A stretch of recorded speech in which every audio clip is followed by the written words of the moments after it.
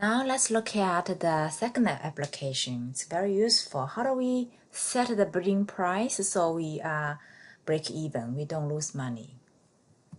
Look at one example. You are in the business of buying stripped-down truck platforms and customize and sell for the other peoples. Then a local distributor asks you to give them a quote for 5 special customized trucks every year for 4 years. So how much you should set so you're actually you break even, you're not losing money. So here's the details information. You have to initially invest in the new machine, and this machine is straight line for 4 years with 0 salvage value. And the actual salvage value will be 5,000 at the end of year 4. The initial net working capital requirement is 40,000, which will be recovered in the end. There's a fixed lease amount fee, 24,000 every year. Labor, material, truck, platform, they are variable cost. They are per each truck, 4,000 and 10,000. Every year we want to produce 5 customized trucks. Tax 39, discount 20%. So how do we do this? Right? So break even. We want minimal is we are not losing money. So we do the usual standard template, layout, activities from year 0 to year 4. What's going on for the operating cash flow? What's going on for capital spending and change in net working capital? So some of the information we know for sure. For example, we know the initial machine cost is $60,000. Year 4, the machine will be sold for $5,000.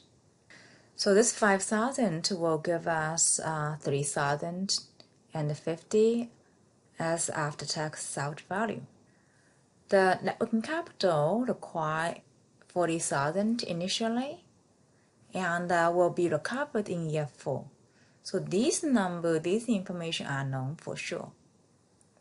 The only thing we don't know is how much we should charge for each truck, also how much revenue we're going to make, how much cash flow we produce from operation. So the OCF, operating cash flow, is not clear. So we just write down OCF there, right?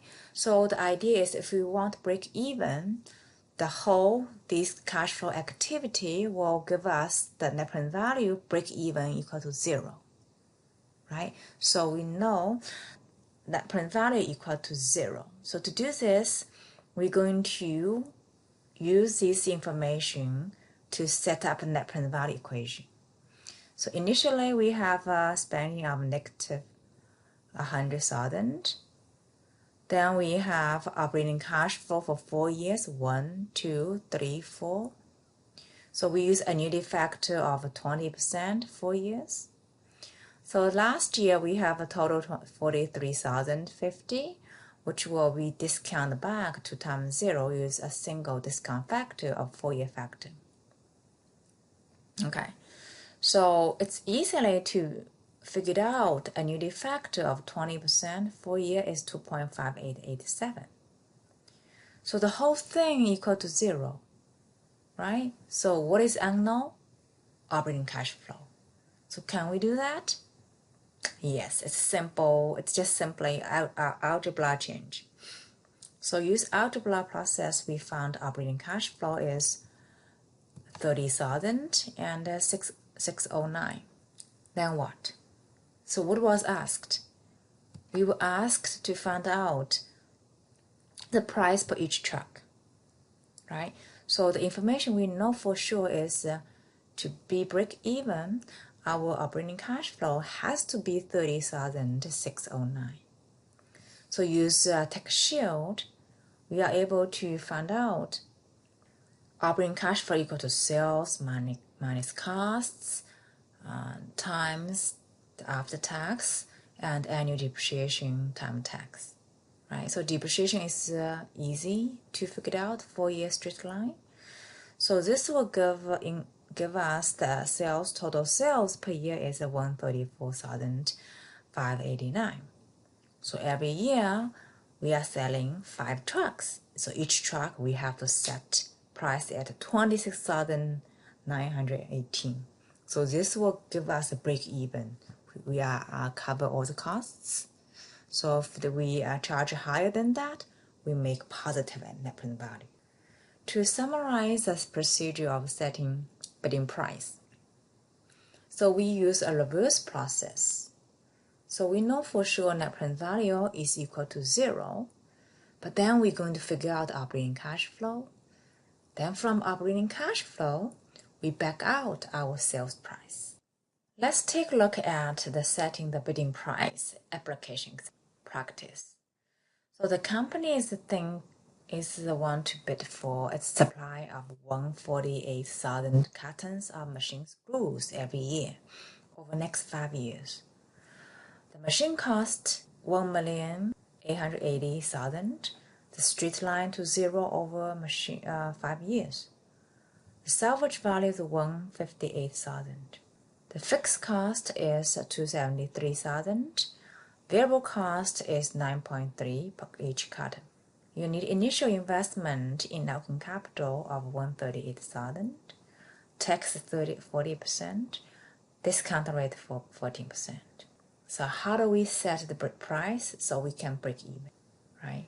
So we're going to follow the same procedure. We're going to set up equation, set the net present value equal to 0. So we're going to set NPV equal to 0, then figure out OCF.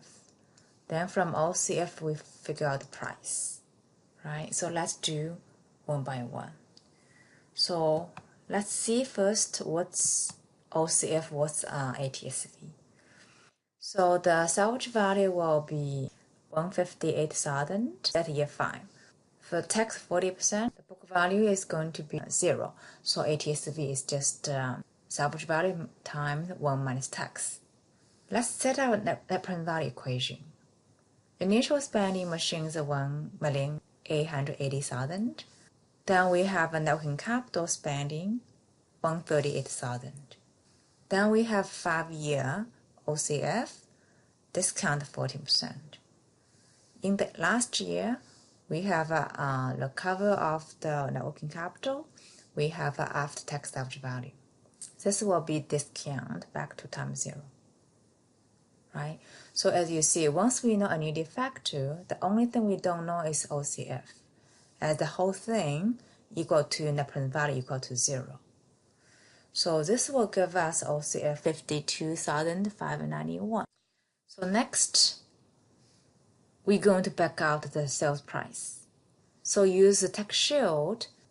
So these are sales revenue minus the variable cost. We also have total fixed cost. So then we will adjust tax effect. Then we also have the depreciation tax shield. So look at the equation, the information we know, the variable cost is 9.3 per each carton. The company is going to supply 148,000 carton. The total fixed cost is 273,000. The machine is 1,880,000 over 5 years. So that's it. So this whole thing equal to the operating cash flow we solved already in first step. Again, through the algebra operations, we will find out price for each carton should be 15.67. To summarize, you will do the reverse process. So you're going to figure out the operating cash flow using the present value equal to 0. Then you're going to figure out the price using the solved operating cash flow. So that's second application.